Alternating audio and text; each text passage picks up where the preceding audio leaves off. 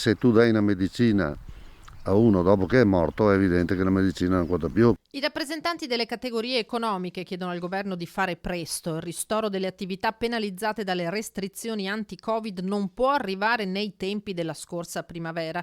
Lo ribadisce il presidente di Confartigianato della Marca Trevigiana, Vendemiano Sartori. Credo che su questa partita ci dovrebbero essere degli interventi che sono a parole positivi, perché abbiamo visto che i procedimenti sono stati avviati, ma mi auguro che tutto ciò che è successo 6 mesi fa serva da monito perché i tempi di ristoro siano immediati e soprattutto i ristori siano coerenti con le difficoltà. Con il decreto ristori il governo ha stanziato 5 miliardi e 400 milioni di euro per le categorie a cui sono stati imposti nuovi stop.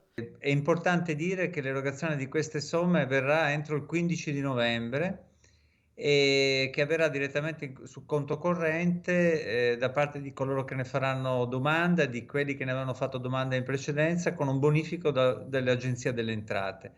L'importo del beneficio varierà dal 100% al 400% di quanto previsto in funzione del settore e di attività dell'esercizio.